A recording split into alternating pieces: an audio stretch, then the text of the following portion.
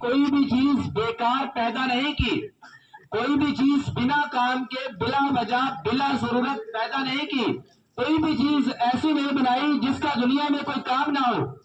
ایک مرتبہ حضرت سیدنا موسیٰ علیہ السلام نے دیوار پر چلتی ہوئی چھپکلی کو دیکھا اور بارگاہ خداوندی نے عرض کیا، مولا کریم پروردگار عالم، تو نے اس چھپکلی کو کس لیے بنایا ہے؟ اللہ پاک مولا کریم، تو نے چھپکلی کو کس لیے پیدا کیا گیا ہے؟ میرے دوستو، اللہ پاک کی بارگاہ سے جواب ملا، اے موسیٰ علیہ السلام، ابھی تھوڑی دیر پہلے، آپ سے پہلے اس چھپکلی نے مجھ سے پوچھا کہ پروردگار عالم، تو نے موسیٰ علیہ السلام کو کس لیے بنایا ہے؟ تو حضرات محترم، اللہ پاک کا جواب ہوا، اے موسیٰ، جس طرح میں نے تجھے کسی کام کے لیے دنیا میں بنایا ہے، دنیا میں بھیجا ہے، چھپکلی کو بھی اسی وجہ سے، اسی طرح کسی کام کے لیے پیدا کیا گیا ہے۔ حضرات محترم، ہم لوگوں کا کہنا اور سوچنا، ماننا یہی ہے کہ انسان کی ذمہ 4 کام ہے۔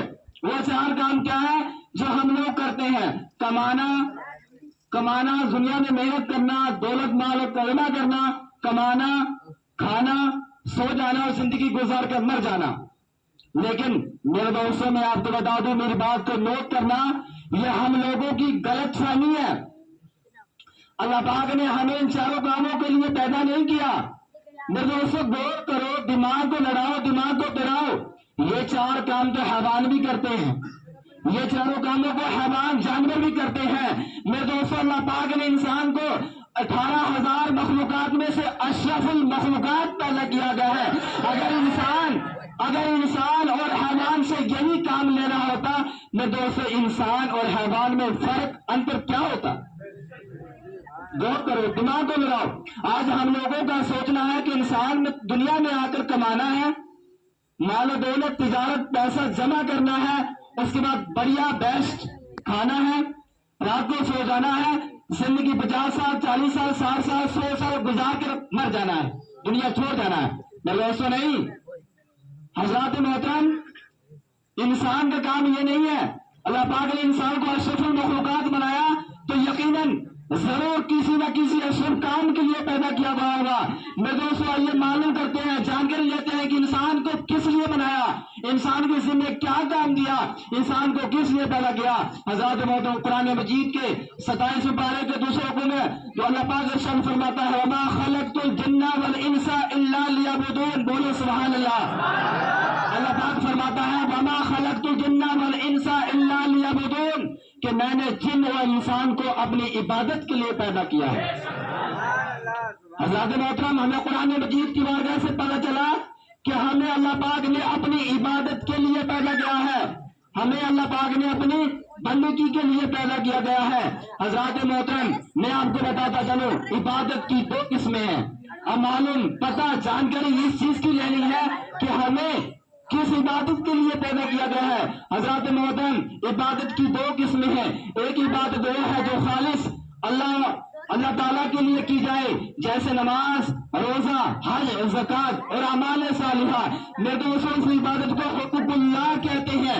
اور دوسری عبادت وہ ہے جو اللہ تعالیٰ کی مخلوق کے حقوق، یعنی دوست، رشتہ دار، پیر و استاد کا حق اور اس کے نبی کریم صلی اللہ علیہ وسلم کے حکم کے مطابق ادا کرنا، میرے دوستوں، وہ بھی عبادت میں شمار ہے، اور اس عبادت کو حقوق العباد کہا جاتا ہے۔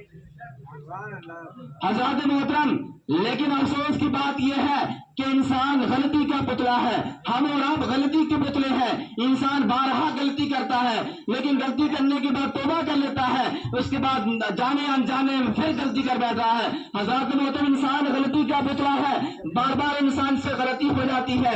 حضرات محترم، ہم دنیا میں رہ کر اللہ کے حقوق تو ادا کر نہیں پاتے، اور نہ ہی اس کے نبی کریم صلی اللہ علیہ وسلم جب انجان کے اندر جو دنیا کے رشتہ داروں کے، مالداروں کے ہم حق ہے، نہ ہی ہم وہ ادا کر پاتے ہیں۔ حضرات محترم، علماء کرام لکھتے ہیں، فرماتے ہیں کہ انسان دنیا کے اندر رہ کر اگر کسی کی حق تلفی کر لے یعنی کسی کے دل کو دکھا دے، مثلا اگر کوئی اپنے باپ کو ناراض کر لے، اپنے باپ کے دل کو دکھا دے اور پھر بارگاہ خدا بندی میں حاضر ہو کر عرض کرے یا رسول اللہ، مولا پاک پروردگار عالم، میں اپنے باپ کو راضی، میں اپنے باپ کو ناراض کر بیٹھا ہوں، میں معافی چاہتا ہوں، حضرات محترم پروردگار عالم کی بارگاہ سے دعا ملتا ہے، اے بندے، اے انسان، تو نے ناراض اپنے باپ کو کیا ہے لیکن معافی مجھ سے مانگتا ہے، جب تک تیرا باپ تجھ سے راضی نہیں ہو سکتا تجھے بارگاہ خداوندی سے معافی نہیں مل سکتی۔ حضرات محترم، پتہ چلا، معلوم ہوا کہ اگر باپ ناراض ہو جائے تو معافی باپ کے دروازے سے ملے گی، اگر بھائی ناراض ہو جائے تو معافی بھائی کے دروازے سے ملے گی، رشتہ دار ناراض ہو جائے تو معافی رشتہ دار کے دروازے سے ملے گی۔ حضرات محترم، لیکن سوال یہ ہے کہ اگر باپ ناراض ہو گیا تو اس کے دروازے پہ پہنچ گئے، بھائی ناراض ہو گیا تو اس کے دروازے پہ پہنچ گئے، رشتہ دار ناراض ہو گیا تو اس کے دروازے پہ پہنچ گئے۔ میرے دوستو، معلوم یہ کرنا ہے، جانکاری یہ لینی ہے کہ اگر پروردگار عالم ناراض ہو جائے تو معافی کہاں سے ملے گی؟ اس لیے کہ پروردگار عالم کی ذات اللہ مکان ہے اور جس کی مکان نہیں اس کا دروازہ نہیں۔ اگر ہم گنہگار امتی، ہم اگر پروردگار عالم کو ناراض کر بیٹھے تو کس کے دروازے پہ جائیں؟ ایک بار بولیے سبحان اللہ۔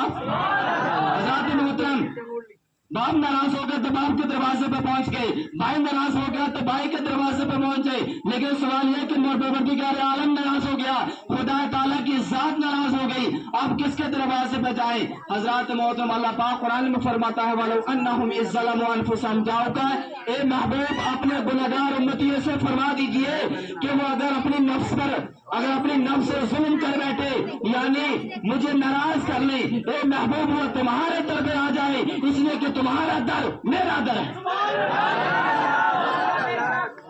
حضرات محترم، زیادہ وقت لیتے ہوئے آخری بات عرض کر کے اپنی جگہ لوں گا۔ حدیث میں آتا ہے کہ ایک پریشان نبی کریم صلی اللہ علیہ وسلم کا پریشان غلام نبی کریم صلی اللہ علیہ وسلم کی خدمت میں حاضر ہوا اور عرض کرنے لگا، حالک تو یا رسول اللہ میں ہلاک ہو گیا، یا رسول اللہ میں برباد ہو گیا۔